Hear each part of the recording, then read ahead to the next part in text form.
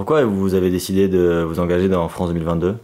Alors la conviction qui nous animait, c'était principalement que, alors c'est vrai qu'en ce moment les discours en France sont de plus en plus alarmistes, voire déclinistes, et on avait une conviction que nous, en tant que jeunes, nous avions un rôle déterminant à jouer.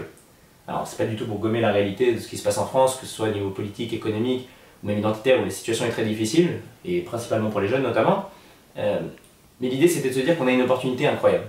On a la possibilité, en tant que jeunes aujourd'hui, d'être les acteurs du changement. Et ça, on voulait saisir cette opportunité. Et contrairement aux idées reçues, on peut se dire les jeunes sont totalement démobilisés aujourd'hui et l'environnement politique ne les intéresse pas du tout. Alors, il y a une partie de vrai, c'est que finalement les jeunes aujourd'hui en politique, c'est plus les partis politiques qui les animent véritablement comme c'était le cas pour leurs parents. C'est bien plus aujourd'hui, pour nous, les initiatives citoyennes, les projets collaboratifs, les actions de terrain concrètes qui nous intéressent et qui nous motivent.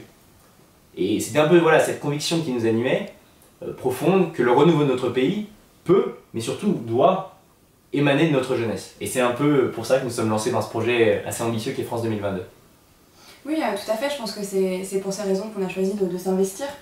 Et c'est aussi pour avoir l'impression de reprendre un peu les choses en main à notre niveau, pour participer de telle manière à façonner notre avenir, pour que finalement il corresponde davantage à nos attentes. Et de ce point de vue-là, je pense que c'est vraiment la ligne directrice du projet qui nous a parlé dès le début, parce que c'est vraiment une position volontariste, qui est basée sur l'idée que la France regorge de talents, d'initiatives, d'avantages qu'il faut mettre à profit, et que s'il y a des problèmes qui la freinent, il faut justement s'y attaquer et les saisir un peu à bras-le-corps.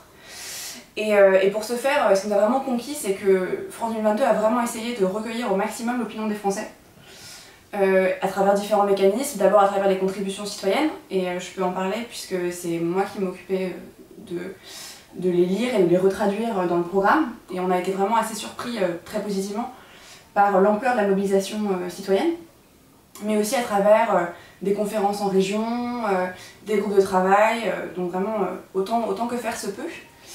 Et de ce point de vue-là, on a trouvé que c'était vraiment des éléments clés pour permettre de faire un programme véritablement représentatif, puisque il est dégagé en fait de tout cadre prédéfini et de toute intention électoraliste, puisque France 2022 relève d'aucun parti.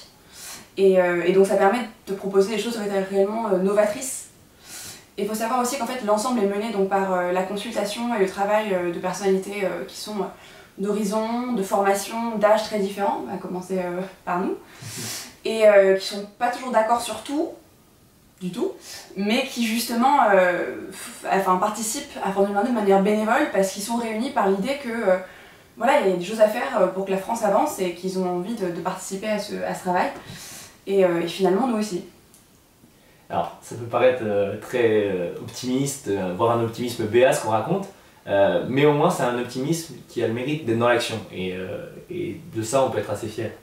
Non, c'est sûr, et il ne faut pas tomber dans l'angélisme, mais je pense qu'on pense sincèrement qu'il est difficile d'écrire l'avenir d'un pays sans ses citoyens. Et c'est un peu ce qu'on essaie de faire à travers France 2022. D'autant qu'on est dans une période qui n'est pas évidente, un climat parfois un peu délétère, et que dans ce cadre, il est encore plus important de s'investir dans des valeurs et dans des actions auxquelles on croit. Je crois que voilà.